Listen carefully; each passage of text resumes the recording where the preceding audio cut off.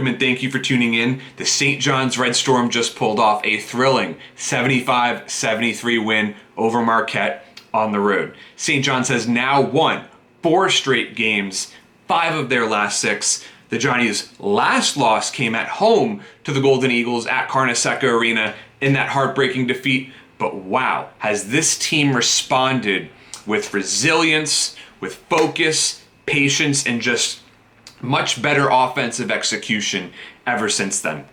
The Johnnies were suffocating the Golden Eagles in the first half. I mean, Posh Alexander is such a beast of a defender, both on ball and off ball. There is never a moment where you can relax being guarded by Posh Alexander. Just a wonderful point guard, a true floor general. He had 15 points, and it's crazy to think about how when the season started, he was a 3-point shooting liability, and now suddenly his 3-point shot is an asset. I mean, his transformation as a player before our very eyes is simply remarkable, and it's crazy to think that he's just a freshman. He is definitely wise and mature with a basketball IQ well beyond his years. For me, the player of the game today, though, was Rasheem Dunn. He made 2 of the most important plays towards St. John's winning in crunch time. Of course, nailing those 2 critical free throws in a 1-and-1 situation. There's so much more pressure shooting in a 1-and-1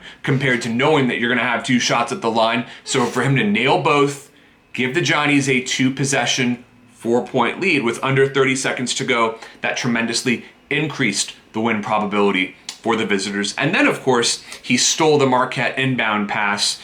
There was a jump ball called, but all the Johnnies had to do at that point was simply inbound the ball to seal the victory. So major props to Rasheem Dunn. Coach Mike Anderson has been very adamant that Dunn is a leader on this team, and he certainly performed like it down the stretch in this game. Julian Champagnie led the team with 22 points, a very efficient 7 of 14 from the field. Gotta love guys who fill up the stat sheet while also shooting 50% or higher. I mean, he is just automatic sometimes. He has a step back 3 that reminds me sometimes of Luka Doncic, but there was one moment out there when Champagnie looked like he would force a step back 3, instead played a beautiful pass to Dylan Adai-Wusu, and he got to the basket. Should have been an and 1, but that was another really important bucket laid on for St. John's. Vince Cole, once again, scoring in double figures. I think he regained a lot of his confidence in the Utah Valley State game because he has continued to play well ever since then. Hopefully he can score even more as Big East play continues, because he definitely has the potential to be a 15-point-a-game guy, maybe even closer to 20 points some nights, depending on how he's shooting. I mean, he can definitely fill it up from behind the 3-point line. Now, I certainly hope to see more from Isaiah Moore, Marcellus Erlington, and Josh Roberts moving forward. You know, Roberts had some really nice blocks in this game, got into foul trouble early.